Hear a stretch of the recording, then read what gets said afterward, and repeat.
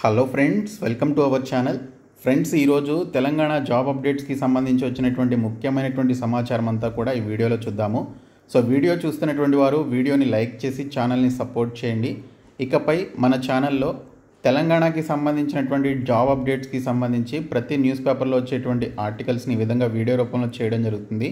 So ప్రతి ఒక్కరు కూడా లైక్ చేసి మీ ఫ్రెండ్స్కి షేర్ చేసే ప్రయత్నం చేయండి. సో ఈ వీడియోకి 1000 లైక్స్ అయితే ఎక్స్పెక్ట్ చేస్తున్నాను. సో సపోర్ట్ చేయండి. ఫస్ట్ టైం మన ఛానల్ని విజిట్ చేస్తే సబ్స్క్రైబ్ చేసుకొని బెల్ సింబల్ని యాక్టివేట్ చేసుకోండి. ముందుగా వచ్చినటువంటి అప్డేట్ చూసుకున్నట్లయితే జీపీఓ పోస్టులకు డైరెక్ట్ రిక్రూట్మెంట్ అని చెప్పేసి మనకి అఫీషియల్గా వెలుగు న్యూస్ పేపర్లో ఇన్ఫర్మేషన్ అయితే వచ్చింది. నేరుగా భర్తీ చేయాలనేటువంటి ఆలోచనలో ప్రభుత్వం ఉందండి. వివిధ శాఖల్లో సర్దుబాటు చేసినటువంటి విఆర్ఓ విఆర్ఎల్లో అర్హులను తీసుకోవాలని ఇటీవల నిర్ణయం తీసుకోవడం జరిగింది. అయితే 10,954 జీపీఓ పోస్టులకు అర్హులైనోళ్ళు 7,000 లోపే ఉన్నారని చెప్పేసి ప్రభుత్వం గుర్తించడం జరిగింది. వారిని కదిలిస్తే ఆయా శాఖల్లో మళ్ళీ ఖాళీలు, సర్వీసు పరమైనటువంటి ఇబ్బందులు తలెత్తే అవకాశం ఉందని చెప్పేసి ప్రభుత్వం ఆలోచనలో పడినట్లుగా మనకి ఇక్కడ డీటెయిల్స్లో ఇచ్చారు. గ్రామ పాలనా అధికారి జీపీఓ పోస్టులన్నింటినీ డైరెక్ట్ రిక్రూట్మెంట్ ద్వారా చేపట్టాలని రాష్ట్ర ప్రభుత్వం భావిస్తోంది. గతంలో జూనియర్ పంచాయతీ సెక్రటరీల నియామకం కోసం చేపట్టినటువంటి విధానంలోనే జీపీఓల నియామకాన్ని చేపట్టాలని చెప్పేసి యోచిస్తున్నది. అలాగైతే నిరుద్యోగ యువతకు మేలు జరుగుతుందనేటువంటి ఉద్దేశంతో ప్రభుత్వం ఆ దిశగా ఆలోచనలు చేస్తున్నట్లు తెలిసింది. భూభారతి చట్టం అమల్లోకి రావడంతో వీలైనంత త్వరగా జీపీఓల నియామకం పూర్తి చేయాలని సర్కారు భావిస్తోంది అని చెప్పేసి ఇక్కడ డీటెయిల్స్లో ఇచ్చారు. భూభారతి చట్టం అమలులో భాగంగా రాష్ట్ర ప్రభుత్వం గ్రామ స్థాయిలో రెవెన్యూ వ్యవస్థను పునరుద్ధరించాలని నిర్ణయించింది. ఈ క్రమంలోనే కొత్తగా గ్రామ పాలనాధికారి జీపీఓ పోస్టులను మంజూరు చేసింది. మొత్తం 10,954 జీపీఓ పోస్టుల భర్తీకి రాష్ట్ర ప్రభుత్వం అనుమతించింది. జీపీఓ జాబ్ చార్టర్ కూడా ప్రకటించింది. గత సర్కారు హయాంలో వివిధ శాఖల్లో సర్దుబాటు చేసినటువంటి విఆర్ఏ విఆర్ఓలలో అర్హులైనటువంటి వారిని జీపీఓలుగా తీసుకోవాలని, మిగిలినటువంటి పోస్టులను డైరెక్ట్ రిక్రూట్మెంట్ ద్వారా భర్తీ చేయాలని మొదట నిర్ణయించింది. ఈ మేరకు జీపీఓలుగా పనిచేసేందుకు ఇంట్రెస్ట్ ఉన్నటువంటి వారి నుంచి కలెక్టర్ల ద్వారా ఆప్షన్స్ తీసుకుంది. రాష్ట్ర వ్యాప్తంగా దాదాపు 7,000 మందికి అర్హతలు ఉన్నట్లు తెలిసింది. వీరికి ఎంట్రన్స్ టెస్ట్ నిర్వహించి జీపీఓలుగా అపాయింట్ చేయాలని ప్రభుత్వం భావించింది. కాగా ఇవి కొత్త పోస్టులు కావడంతో ఇందులో చేరేటువంటి విఆర్ఓ విఆర్ఏలు తమ పాత సర్వీస్ను కోల్పోతారు. దీంతో ఈ అంశంపై పలువురు కోర్టుకు వెళ్లారు. జీపీఓలుగా చేరినప్పటికీ తమ పూర్తి సర్వీస్ను పరిగణలోనికి తీసుకునేలా ప్రభుత్వాన్ని ఆదేశించాలని కోర్టును ఆశ్రయించారు. దీంతో ప్రభుత్వం పునరాలోచనలో పడింది. సర్వీస్ ఇష్యూతో పాటు ఆయా శాఖల్లో సర్దుబాటు చేసినటువంటి విఆర్ఏ విఆర్ఓలను తీసుకుంటే ఆయా శాఖల్లో మళ్లీ ఖాళీలు ఏర్పడతాయని, ఇది కొత్త సమస్యకు దారితీస్తుందని భావిస్తోంది. దీంతో ప్రభుత్వం ఈ 10,954 పోస్టులను పూర్తిగా నేరుగా భర్తీ చేయాలని ఆలోచిస్తున్నట్లు తెలిసింది అని ఇక్కడ డీటెయిల్స్లో రావడం జరిగిందండి.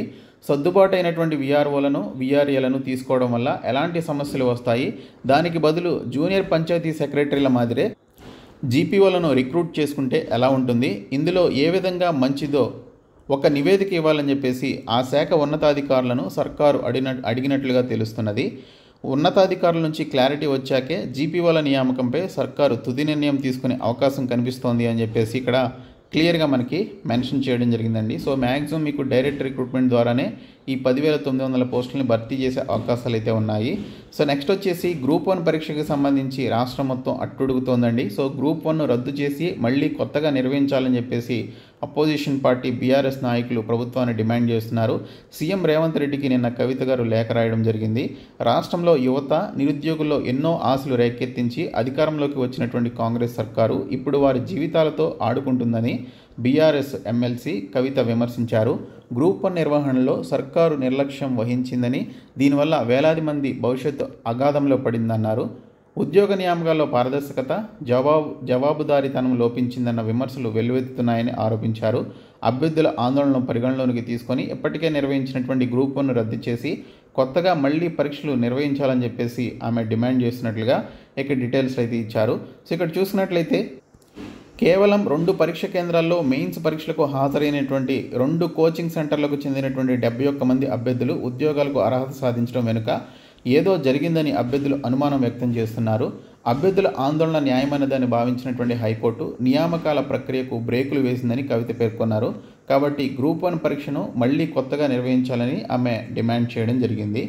ఇంకా 10 ఏండ్ల పేపర్ లీకులపై 10 ఏండ్లలో పేపర్ లీకులపై కవిత ఎందుకు మాట్లాడలేదు అని చెప్పేసి కాంగ్రెస్ కూడా కౌంటర్ ఇవ్వడం జరిగింది. మాస్ కాపింగ్ ఆరోపణలు అవాస్తవం అని చెప్పేసి బల్మూరి వెంకట్ దీనికి సంబంధించి జవాబు అయితే ఇచ్చారు. సో ఎమ్మెల్సీ కవిత రాసినటువంటి లేఖకు సంబంధించి బదులుగా కాంగ్రెస్ పార్టీ కూడా కౌంటర్ అయితే ఇస్తోంది. ఇంకా గ్రూప్ 1 అవకతవకలపై సిబిఐ ఎంక్వైరీ వేయాలి అని చెప్పేసి బీసీ సంక్షేమ సంఘం జాతీయ అధ్యక్షుడు ఆర్ కృష్ణయ్య డిమాండ్ చేసినట్లుగా మనకి అప్డేట్లో వచ్చింది. గ్రూప్ 1 పరీక్ష నిర్వహణలో అనేక అవకతవకలు జరిగాయని, మూల్యాంకనంలో తప్పులు చేశారని, పరీక్ష కేంద్రాల కేటాయింపుపై అనేక అనుమానాలు ఉన్నాయని బీసీ సంక్షేమ సంఘం జాతీయ అధ్యక్షుడు రాజ్యసభ సభ్యుడు ఆర్ కృష్ణయ్య ఆరోపించారు. వెంటనే సిబిఐ విచారణ జరిపించాలని డిమాండ్ చేయడం జరిగింది. తెలంగాణ నిరుద్యోగ జేఏసీ చైర్మన్లను నీలా వెంకట్ అలాగే జనార్దన్ ఆధ్వర్యంలో శుక్రవారం గ్రూప్ 1 అభ్యర్థులు ఇందిరా పార్క్ ధర్నా చౌక్ వద్ద ధర్నా నిర్వహించారని చెప్పేసి కూడా మెన్షన్ చేయడం జరిగింది. సో గ్రూప్ 1 అవకతవకలకు బాధ్యులైనటువంటి అధికారులను గుర్తించి కఠిన చర్యలు తీసుకోవాలని డిమాండ్ చేశారు. ఒకే సెంటర్లో పక్కన కూర్చొని ఎగ్జామ్ రాసినటువంటి అభ్యర్థులు ఎంపిక అవడంపై అనుమానాలు ఉన్నాయన్నారు. పూర్తి బయోమెట్రిక్ సీసీ కెమెరా పర్యవేక్షణలో మరోసారి పరీక్ష నిర్వహించాలని చెప్పేసి కోరడం జరిగింది. నిరుద్యోగ జేఏసీ చైర్మన్ మోతీలాల్ నాయక్ మాట్లాడుతూ గ్రూప్ 1 తెలుగు మీడియం అభ్యర్థుల పేపర్లో వాల్యుయేషన్ సరిగ్గా జరగలేదని, తెలుగు ఏమాత్రం రాని వారు పేపర్లో కరెక్షన్ చేశారని ఆరోపించారు. రాష్ట్ర ప్రభుత్వం జీవో 29 రద్దు చేసి పాత 55 జీవో ప్రకారం గ్రూప్ 1 పరీక్షను నిర్వహించాలని చెప్పేసి డిమాండ్ చేయడం జరిగింది. మరొక అప్డేట్ వచ్చేసి భగవద్గీతకు యునెస్కో గుర్తింపు అయితే దక్కిందండి. భరత్ముని రాసినటువంటి నాట్యశాస్త్రానికి చోటైతే దక్కింది.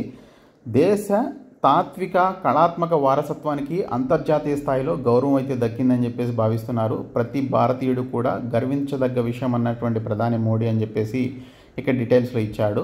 సో ఇక్కడ మనకి వేదవ్యాసుడు రచించినటువంటి భగవద్గీత భరతముని రాసినటువంటి నాట్య శాస్త్రానికి యునెస్కో మెమరీ ఆఫ్ వరల్డ్ రిజిస్టర్లో చోటు దక్కింది. దేశ సాంస్కృతిక తాత్విక కళాత్మక వారసత్వానికి అంతర్జాతీయ స్థాయిలో గౌరవం దక్కింది అని చెప్పేసి ఇక్కడ డీటెయిల్స్లో ఇచ్చారు. ఇప్పటి వరకు యునెస్కో మెమరీ ఆఫ్ వరల్డ్ రిజిస్టర్లో ఇండియా తరపు నుంచి మొత్తం 14 ఎంట్రీలు ఉన్నాయి. ఈ విషయాన్ని కల్చరల్ టూరిజం శాఖ మంత్రి గజేంద్ర సింగ్ షెకావత్ ప్రకటించారని చెప్పేసి ఇక్కడ డీటెయిల్స్లో అయితే ఇచ్చారండి. సో ఇది మనకి ఎగ్జామ్స్లో అడగడానికి అవకాశం ఉన్నటువంటి బిట్టు. సో భగవద్గీతకు అలాగే భరతముని రాసినటువంటి నాట్య శాస్త్రానికి యునెస్కో మెమరీ ఆఫ్ వరల్డ్ రిజిస్టర్లో చోటైతే దక్కిందనమాట. సో ఇవి మనకి ఈరోజు వచ్చినటువంటి జాబ్ అప్డేట్స్. సో ఈ వీడియోని మీ ఫ్రెండ్స్కి షేర్ చేయండి. Thank you so much guys.